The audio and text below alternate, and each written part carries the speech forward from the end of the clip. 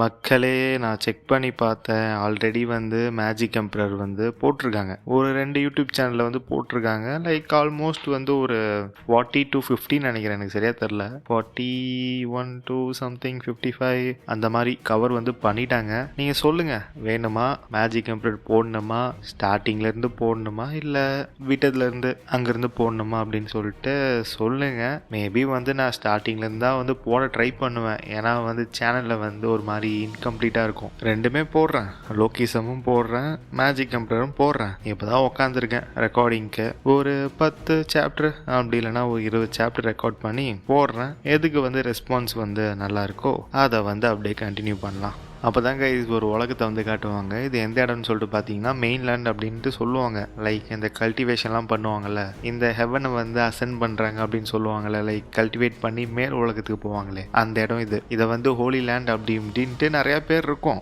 அந்த இடத்த தான் வந்து காட்டுவாங்க. அப்போ தான் வந்து ஒரு இன்ட்ரோ ஒன்று போடுவாங்க. அந்த காலத்தில் வந்து ரொம்ப ரொம்ப ஒரு பெரிய வெயிட் கை ஒருத்தர் இருப்பார். அவர் தான் வந்து ஏன்ஷியன் டெவில் கிங். அவர் எப்படின்னா ரொம்ப ரொம்ப பவர்ஃபுல்லான ஆள். அவர் என்ன பண்ணியிருப்பாருன்னா, அவருடைய வாழ்நாளை வந்து கற்றுக்கிட்ட மொத்த வித்தையும் ஒரு புக்கில் ரெக்கார்ட் பண்ணி விட்டுருவாரு. அவருடைய மொத்த நாலேஜுமே வந்து அந்த புக்கில் இருக்கும். அது வந்து இந்த உலகம் ஃபுல்லாக பரவி இருக்கும். லைக் ஒரே ஒரு புக்கா இல்லை அந்த ஒரு புக்கு வந்து நிறையா பீஸ் போட்டு நிறையா பாட்டாக வந்து இருக்கான்னு தெரில.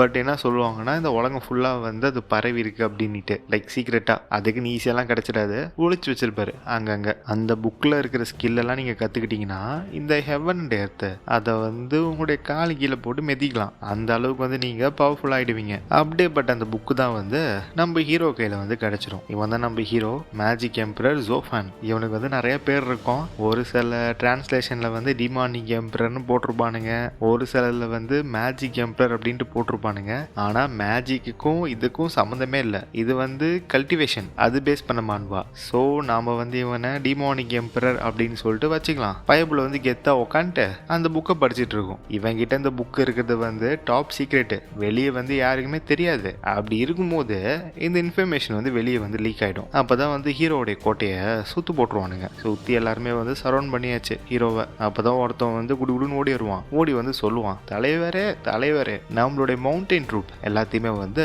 கொண்டுட்டாங்க, நம்மளுடைய மொத்த ஆர்மியும் டிஃபீட் ஆயிடுச்சு. இவன் யாருன்னு பார்த்தீங்கன்னா, இவன் தான் வந்து ஜோ செங், நம்ம ஹீரோவோடைய டிசேபிள். அது மட்டும் கிடையாது, இவனை வந்து ஹீரோ வந்து அவனுடைய புள்ள மாதிரி தான் வந்து வளர்ப்பான், சொந்த புள்ள மாதிரி. அப்போ தான் வந்து இவன் சொல்லுவான், இந்த 7 எம்பரர் வந்து வந்துருவாங்க இன்னும் கொஞ்ச நேரத்தில், எப்போ வேணா வரலாம் அப்படின்ட்டு. அப்போ ஹீரோவுமே வந்து சொல்லிடுவான், நீ ஒன்றும் பேனிக் ஆகாத, அந்த 7 எம்பரர் அவங்க வந்து என்னோட ஸ்ட்ரென்த்துக்கு மேட்சே இல்லை. ஆனால் எப்படி வந்து அவனுங்க என்னுடைய ஆர்மியை வந்து டிஃபீட் பண்ணானுங்க, சரி இல்லையே. அப்போ தான் வந்து ஹீரோ வந்து வெளியே வந்துடுவான். வெளியே இருக்க எல்லாருமே வந்து சொல்லுவாங்க, டாய் டிமானிக் எம்பரர் புக்க குர்ரா அப்படின்ட்டு. அப்போ தான் வந்து ஹீரோ வந்து சொல்லுவான், உள்ள பூச்சிங்க, என்ன தைரியம் இருந்தா என்னை எதிர்த்து சண்டை போடுவீங்க. ஹீரோ வந்து சண்டை போடுறதுக்கு கோதால குதிச்சிருவான். எல்லாருமே வந்து கத்துவானுங்க, டேய் அவன் வரான்டா, எல்லாரும் கேர்ஃபுல்லா இருங்க அப்படின்ட்டு. பட் நோ யூஸ், நம்ம ஹீரோ வந்து சும்மா எல்லாரையும் ஸ்வைங் ஸ்வைங் ஸ்வைங் அப்படின்ட்டு போட்டு தள்ளுருவான். அப்பதான் வந்து ஒரு குரல் கேட்கும், டாய் மேஜிக் எம்பரர் ஜோஃபன், ஒன்னு நாங்க போக விடவே மாட்டோம் அப்படின்ட்டு. ஹீரோமே வந்து என்னன்னு பார்ப்பான். அப்பதான் வந்து ஹீரோ சொல்லுவான், வெயிட் பண்ணி எனக்கு போரே அடிச்சிருச்சு, 7 எம்பரர் அப்படின்னு சொல்லிட்டு ஹீரோ வந்து சொல்லுவான். அப்பதான் வந்துருவானுங்க அந்த 7 பேரு, டாய் புக்க கூடுறா, அந்த 9 சீக்ரெட் அந்த புக்கை மட்டும் நீ கொடுத்தனா போனா போகுது அப்படின்னு சொல்லிட்டு உனக்கு உயிர் பிச்சை தரோம். கைஸ், இதை சொல்ல மறந்துட்டேன், அந்த புக்கு பேர் வந்து 9 சீக்ரெட், அதான் அந்த புக்கு பேரு. டேய் எம்பரர் ஆஃப் த ஸ்வார்டு, நீ என்ன நினைச்சிட்டு இருக்க, நான் யாருன்னு தெரியும்ல, நீங்க மொத்த பேர் வந்தாலும் என்ன டிஃபீட் பண்ணவே முடியாது. எதுக்காக வந்து உங்களுடைய சாவை நீங்களே தேடி வரீங்க, சாவுறதுல அவ்வளோ ஆசையா என்ன? டேய் உன்னுடைய சிச்சுவேஷன் என்ன அப்படின்ட்டு உனக்கே தெரியலையா என்ன? இந்த மொத்த ஹோலி லேண்டும் உன்னை எதிர்த்து நிக்குது. நீ என்ன நினைச்சிட்டு இருக்க, இந்த மொத்த ஹோலி லேண்ட்ல யாருமே உன்னை விட ஸ்ட்ராங்கா இல்லை அப்படின்ட்டு நீ நினைக்கிறியா? டேய் ஜோஃபன், நீ வச்சிருக்க பத்தி அந்த புக்கு, அது வந்து இந்த ஹோலி லேண்டோடைய ஏன்ஷியன் எம்பரர் அவருடைய ரிலீக் அது. அப்பதான் வந்து ஹீரோட டிசேபிள் வந்து சொல்லுவான், தலைவரே இது சரியில்லை, அங்க இருக்கான் பாத்தீங்களா, அவன் தான் வந்து ஸ்ட்ராங்கஸ்ட் எம்பரர் இந்த ஹோலி லேண்ட்ல. அப்ப வந்து ஹீரோவுமே வந்து சொல்லுவான், இந்த மொத்த ஹோலி லேண்டோடைய எதிரி பரவாயில்லடா, நானே வில்லனா இருந்துட்டு போறேன், உங்க எல்லாரையும் நான் முடிக்கிறேன் அப்படின்ட்டு ஹீரோ வந்து சொல்லுவான். அப்படி அவன் சொல்லிட்டு இருக்கும் போதே பின்னாடி இந்த ஒரு கத்தி குத்தி முன்னாடி வந்துடும். அப்பதான் வந்து அவன் சொல்லுவான் ஹீரோவுடைய டிசேபிள் தலைவரே, உங்க டைம் முடிஞ்சு, சோ பேசாம செத்து போறீங்களா?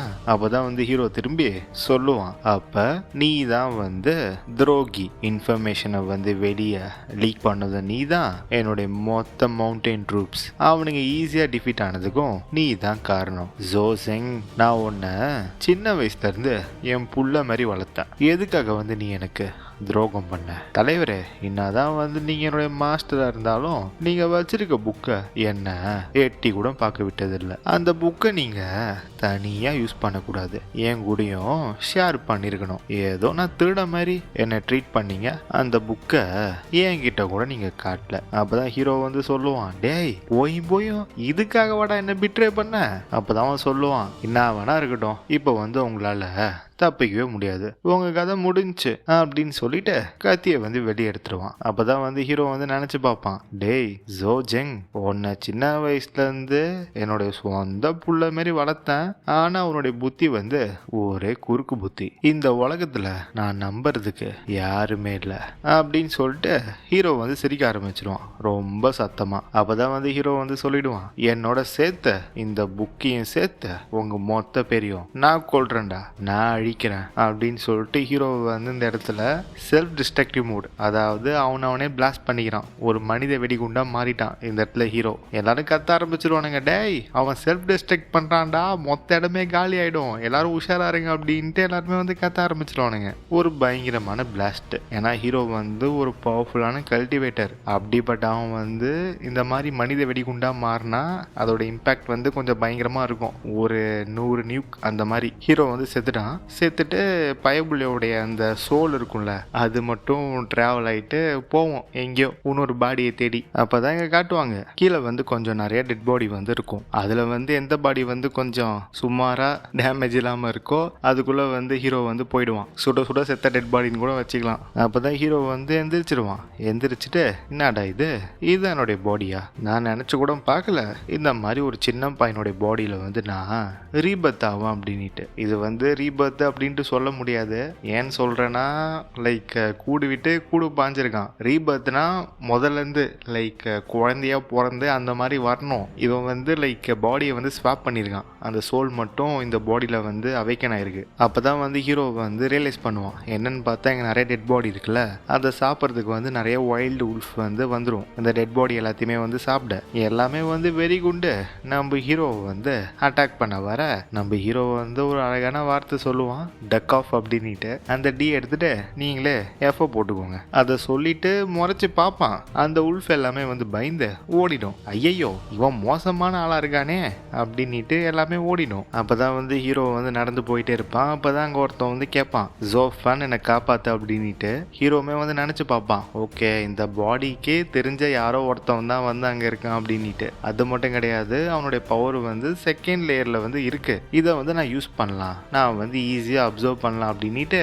ஹீரோ வந்து கையை வச்சு அப்சர்வ் பண்ண வந்து ரெடி ஆயிடுவான். அவனுக்கு வந்து ஒன்றும் புரியாது, டாய் என்னடா பண்ற அப்படின்ற மாதிரி தான் அவனுமே இருப்பான். அவனுமே கத்துவான், டேய் ஜோஃபான், நீ ஜோஃபானே இல்ல, யார் நீ, என்ன பண்ற அப்படின்ட்டு அவன் கேட்க, நம்ம ஹீரோ வந்து கரெக்ட், நீ சொல்றது கரெக்ட், நான் டீமோனிக் எம்பரர் ஜோஃபான். இதுல இருந்தே தெரியுது ஹீரோவோடைய பேரும் இந்த பாடி இந்த சின்ன பையன் இவனுடைய பேருமே வந்து ஒண்ணு. இந்த இடத்துல தான் வந்து ஹீரோ வந்து அந்த டெக்னிக்கை வந்து யூஸ் பண்ணுவான். அந்த 9 சீக்ரெட் அந்த புக் இருக்குல்ல, அதுல இருந்து ஒரு டெக்னிக் ட்ரைன் டச் அப்படின்ட்டு. இது மூலயமா இன்னொருத்தருடைய பவரை வந்து ஸ்டாப் போட்டு உறிஞ்சிடலாம். எப்படின்னா, இவன் வந்து கல்டிவேட் பண்ணுவான்ல, கல்டிவேட் பண்ணி இன்டர்னல் எனர்ஜி அதை வந்து கேதர் பண்ணி வச்சிருப்பான் கியூவை. அதை வந்து ஹீரோ வந்து அப்சர்வ் பண்றான். அப்சர்வ் பண்ணி இவனோட இதை ஆக்கிக்கிறான். அதுதான் வந்து ட்ரைன் டச் இந்த டெக்னிக்கோட பேரு. பயபுள்ள வந்து கத்துவான், பட் நோ யூஸ், ஹீரோ வந்து உறிஞ்சு எடுத்துருவான். ஹீரோ வந்து அந்த டெக்னிக்கை பத்தி நினைச்சு பார்ப்பான். இந்த டெக்னிக் என்ன அப்படின்னு சொல்லிட்டு பார்த்தீங்கன்னா,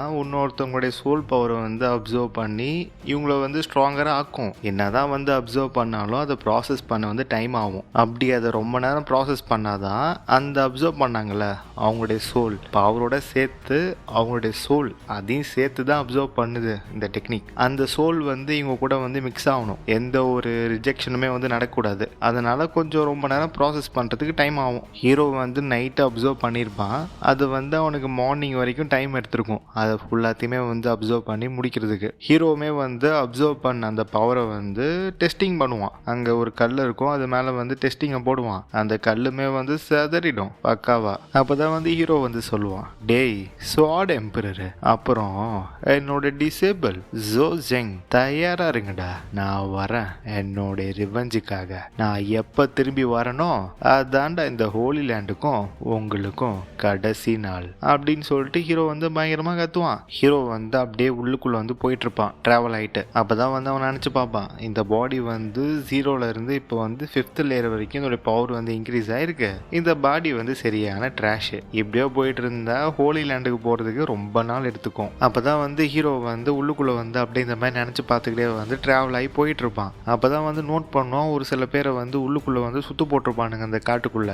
என்னன்னு பார்த்தா இங்க ஒருத்தர் வந்து சொல்லுவாரு, யாருன்னா பேங் டாங்லிங், இந்த லூ ஃபேமிலி அப்படின்ற ஒரு ஃபேமிலி, அதோடைய ஹெட் கார்டியன். அவர் வந்து சொல்லுவாரு, டேய் சன் ஃபேமிலி ட்ரேட்டர், எங்களை நீ நல்லா ட்ரிக் பண்ணிட்ட. அப்பதான் வந்து இவன் சொல்லுவான், டேய் பேங் டாங்லிங், நான் வந்து உனக்கு அட்வைஸ் பண்றேன், எதை பத்தி நீ வந்து தெரிஞ்சுக்க விரும்பாத. நாம வந்து ஒன்னா ஒர்க் பண்ணிருக்கோம், அதனால வந்து நான் சொல்றேன், இதை பத்திலாம் தெரிஞ்சுக்காம இருக்கிறது தான் உனக்கு நல்லது. இவன் யாருன்னு பாத்தீங்கன்னா சன் குஞ்சியா, என்னடா பேர் இது, servant of the loo family. அப்பதான் வந்து அந்த லேடி சொல்லுவாங்க, டேய் சன்னு, இந்த ஹுய் லாங் சாங் இது வந்து ஸ்பிரிச்சுவல் மார்ஷியல் ஆர்ட்ஸ், எங்களுடைய லூ ஃபேமிலியோடைய தலைமுறையா இருக்கிற பாரம்பரிய மார்ஷியல் ஆர்ட்ஸ். இதெல்லாம் வந்து உன்கிட்ட கொடுக்க முடியாது, அதுக்கு பதிலாக நாங்கள் செத்துருவோம், சாவறதே மேல். அப்போதான் இந்த பக்கம் இந்த குட்டி குஞ்சான், அக்கா என்னை தடுக்காதீங்க, என்னை விடுங்க, நான் போயிட்டேன், அந்த துரோகிங்க எல்லாரையும் நான் கொல்றேன் அப்படின்ட்டு ரொம்ப துள்ளுவான். அப்பதான் வந்து ஹீரோமே வந்து நினைச்சு பார்ப்பான், ஓ இவங்க வந்து லூ ஃபேமிலியா,